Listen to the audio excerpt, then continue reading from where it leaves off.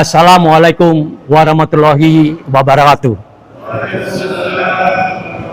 Yang saya sangat hormati bapak-bapak, ibu-ibu, saudara-saudara semua yang hadir di sini untuk menghadiri acara kultum setelah sholat zuhur. Kali ini kami diberi tugas oleh panitia untuk memberikan materi masalah pemberdayaan kesejahteraan keluarga yang di kampung-kampung itu sudah dikenal itu PKK.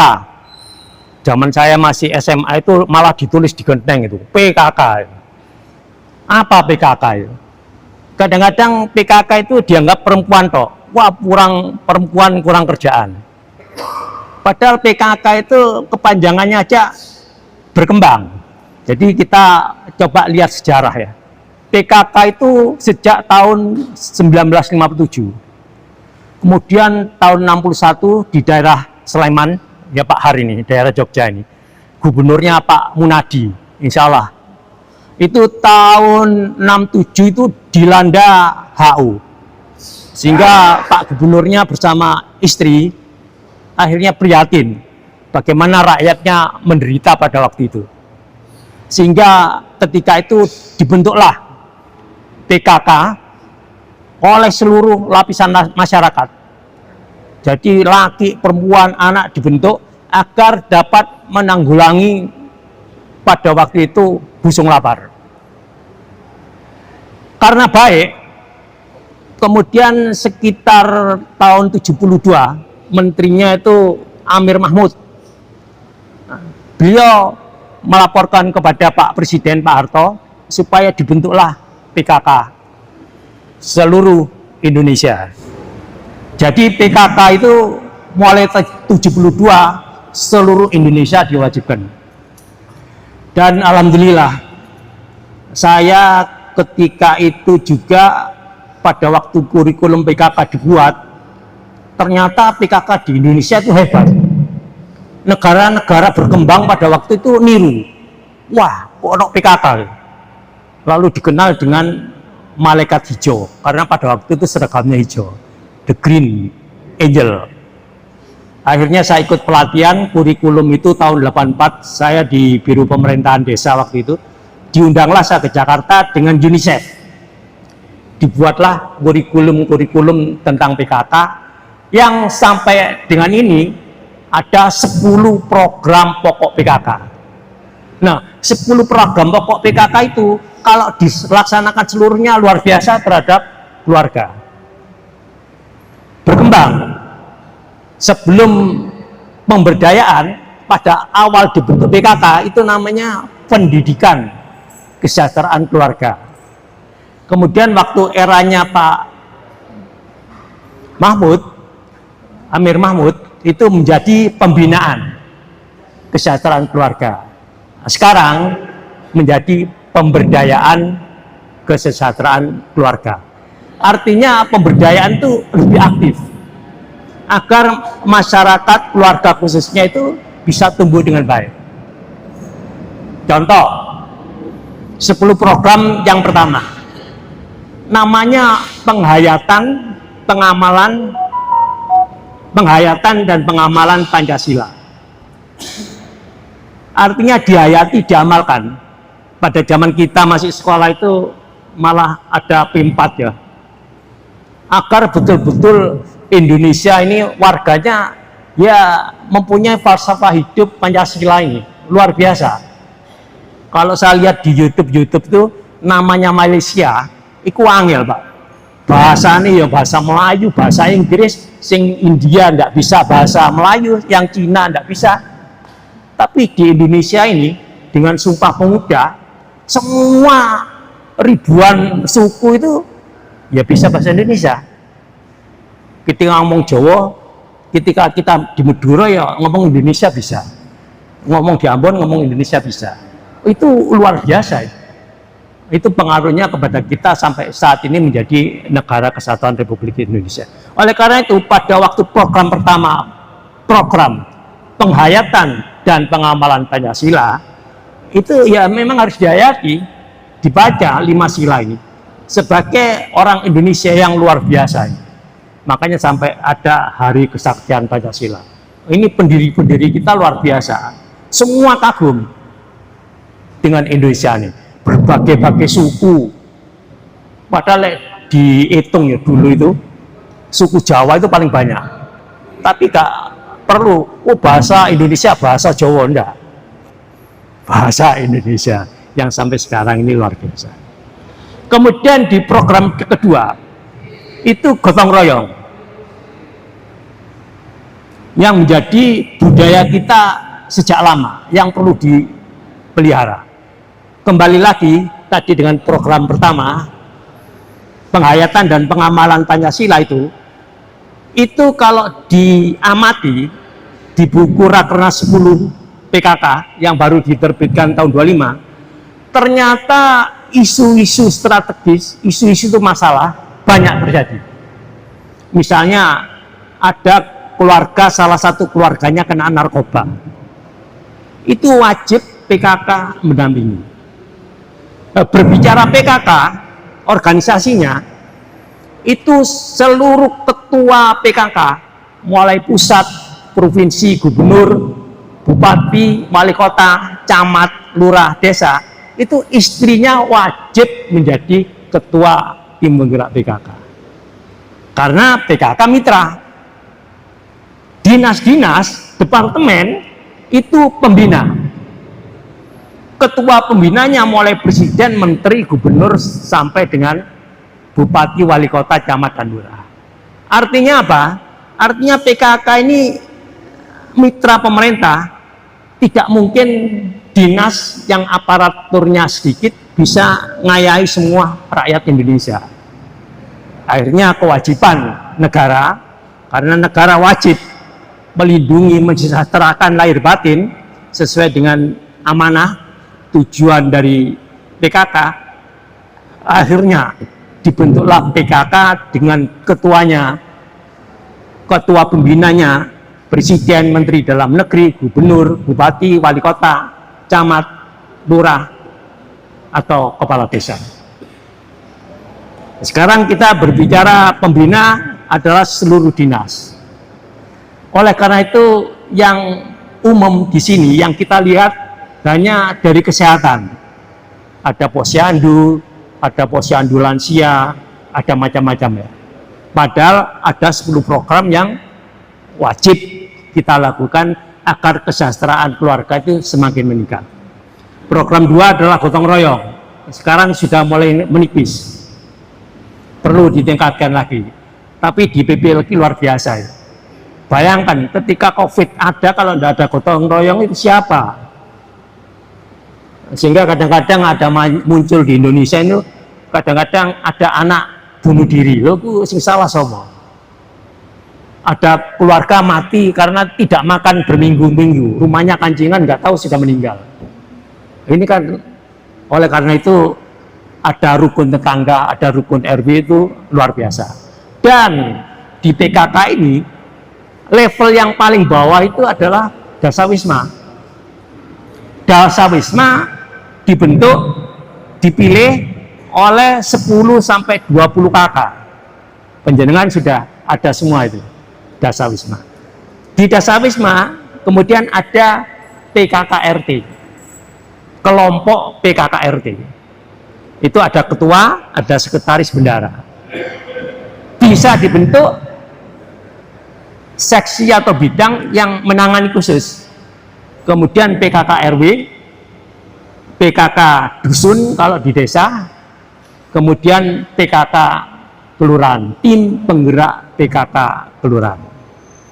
Nah, tadi sudah program 2 gotong royong, yang sekarang sudah mulai menipis. Karena kadang-kadang orang itu egonya tinggi, lalu individualisnya meningkat. Yang program ketiga, kebutuhan yang pertama adalah pangan. Nah, pangan ini sekarang presiden ini ketahanan pangan. Di pangan itu kegiatan yang dilakukan PKK itu banyak singkatannya, Pak. Ibu-ibu yang hadir ini pasti paham. Biasanya kalau Pokja 3 itu hatinya PKK. Hatinya PKK itu disingkat halaman, asri, teratur, indah, dan nyaman. Jadi sama. Tadi pagi saya dengarkan ceramahnya Prof itu Ustadz pakai singkatan. Tapi harus tahu singkatannya baru bisa bicara. Kalau tidak tahu singkatannya kita tidak bisa menjabarkan. Apa ini? Sama dengan PKK. Hatinya PKK. Halaman, asri, teratur, indah, dan nyaman. Dan alhamdulillah di perumahan kita ini semua sudah halamannya bagus, diatur, gotoronya bagus, tukar menukar tanaman, dan ini dilombakan, namanya macam-macam lombanya. Tapi itu hatinya PKK, itu di Pokja 3. Kemudian setelah pangan, banyak daerah-daerah yang berhasil. Rembuk, musyawarah, saat desa mau nanam cabai, wah itu berapa, luar biasa. Lanjut, setelah pangan, baru sandang. Sandang ini diharapkan etika berpakaian itu harus dibudayakan. Kemudian banyak tumbuh industri-industri rumah yang berkaitan dengan sandang. Ada edoprint, ada batik, dan macam-macam. Itu difasilitasi oleh pemerintah. Biasanya ada pelatihan-pelatihan dari Dinas Tenaga Kerja. Itu bisa melalui PKK. Selanjutnya, pangan, sandang, perumahan. Nah ini bapak-bapak wajib. Perumahan dan tata laksana rumah tangga. Artinya syarat-syarat rumahnya bagaimana, ventilasinya, pencahayaannya. Kemudian yang lebih bagus lagi, bagaimana IPAL. Singkatan lagi, IPAL itu instalasi pengelolaan air limbah warga. Itu banyak sudah dengan teknologi tepat guna. Kebetulan saya di Surabaya ada masjid begini ya, airnya kan eman-eman, habis wudhu kan dibuang, masuk. Nah, itu biasanya di Jambangan itu, masjid besar itu, jadi tempat wudhu semua dialirkan ke satu bak gitu Pak. Kemudian difilter dengan 3 filter, airnya filter terakhir itu dicek ada ikannya. Kalau ikannya hidup berarti sehat ya. Lah itu yang bisa untuk siram-siram. IPAL, instalasi pengelolaan air limbah. Kemudian habis rumah, nah, perlu pendidikan dan keterampilan. Oleh karena itu di tempat-tempat kita apa semua sudah wajib belajar 13 tahun ya kan? 13 tahun itu taman kanak-kanak dianggap. Lalu 1, 2, 3, 4, 5, 6. Wajib sekolah dan pemerintah harus membiayai. Sekarang malah bukan 13 tahun, sampai dengan 15 tahun. Wajib belajar. Oleh karena itu dengan pendataan melalui dasar siswa akan tahu, wow ini sih durung lulus SD. Itu harus difasilitasi mungkin dengan program kejar paket A. Ada program kejar paket A, ada program kejar paket B, paket C, dan lain-lain. Itu untuk pendidikan. Pelatihan juga gitu. Banyak. Oleh karena itu wajib pemerintah itu memfasilitasi, dan PKK inilah salah satu mitranya. Setelah perumahan, kita berangkat tadi pendidikan. Setelah pendidikan adalah koperasi. Bagaimana koperasi ini dengan ekonomi rakyat yang perlu dibantu. Ada namanya program UP2K, usaha peningkatan kesejahteraan keluarga. Kalau di salah satu kota, kebetulan saya di Surabaya, uang UP2K itu sudah menghasilkan satu koperasi PKK yang berbadan hukum. Jadi ibu-ibu, bapak-bapak bisa pinjam di sana melalui lurahnya, ada penanggung jawabnya, namanya tanggung renteng, karena uangnya masyarakat ya. Dan bisa pinjam maksimum 10 juta. Alhamdulillah. Dan sekarang ya alhamdulillah ada koperasi merah putih ya. Mudah-mudahan itu bermanfaat bagi masyarakat rakyat di sekitarnya. Kemudian program yang ke-9 adalah kelestarian lingkungan hidup. itu wajib orang nanam itu insya Allah ada dalilnya, itu adalah perbuatan amal jariah. Kenapa amal jariah? Karena begitu tanaman itu tumbuh, dia menghasilkan daun, pada waktu kena sinar matahari terjadi proses fotosintesa. Ketika terjadi proses fotosintesa, dia mengeluarkan oksigen yang dibutuhkan oleh seluruh makhluk, manusia maupun hewan. Nah, ini amal jariahnya selama tanaman itu tumbuh. Kadang-kadang orang yang tidak tahu rewel, wah nandur reget gak tahu disaponi, tapi lali dia ambaan ini sampai sopo itu. Makanya kadang-kadang di sini luar biasa sekali, Pak Ketua RW ada Green and Clinic. Jadi luar biasa. Itu kalau dijaga, insya Allah lingkungan ini. Termasuk ada larangan membakar pohon, membakar daun, membakar sampah. Karena memang membahayakan, karena gas yang dikeluarkan itu beracun. Program 10 adalah perencanaan sehat. Nah ini yang perlu. Jadi perencanaan sehat itu di PKK diatur. Jadi anak-anak sebelum waktunya menikah jangan menikah. Harus siap mental. Sekarang ini pemerintah mengatur usia yang siap itu 21 tahun bagi perempuan. Yang laki di atas itu. Makanya kalau bapak ibu yang bermasalah itu kan di KUA itu ada catin, calon pengantin, itu biasanya diberikan pembinaan. Itu saja yang mungkin saya sampaikan secara umum, tapi ada 4 sesi yang diberikan. Nanti kita kupas per pokja. Jadi di PKK itu ada 4 pokja.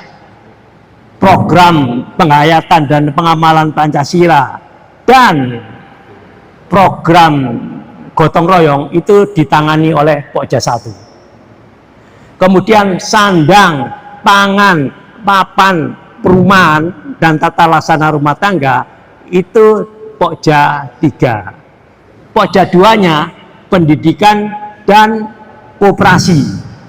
Pokja 4 kesehatan, kelestarian lingkungan hidup, dan perencanaan sehat. Mudah-mudahan yang sedikit ini saya sampaikan bermanfaat bagi Bapak Ibu semua.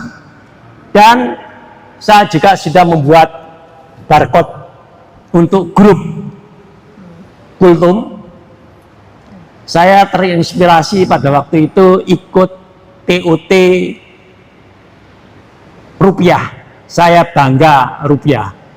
Itu Bank Indonesia itu ngundang orang 300. Wah, ini apa caranya? Nggak taunya buat barcode gitu, masuk gitu, ceklik, sudah masuk semua grup orang 300. Akhirnya ceramah, materinya disampaikan kepada grup itu. Selesai. Hari ini yang saya sampaikan nanti mudah-mudahan adalah sejarah PKK. Kemudian mungkin saya share lagi bagi bapak-bapak, kira-kira isu-isu strategis, masalah-masalah strategis yang di seluruh Indonesia itu apa saja. Mudah-mudahan dengan isu-isu yang dipelajari ini, kira-kira RW 3, RT 123 itu apa yang bermasalah. Tapi saya yakin masalah lingkungan, masalah hatinya PKK wajib terus-menerus kita lestarikan. Apabila ada tutur kata yang saya salah, mohon maaf. Karena kultum ini 7 menit, ini sekarang mungkin lebih, tapi tidak apa-apa, kami siap. Apabila ada pertanyaan, kita di grup saling asah, saling asuh, berbagi ilmu. Dan perlu diingat, mencari ilmu itu adalah ibaratnya membuat jalan ke surga. Wassalamualaikum warahmatullahi wabarakatuh.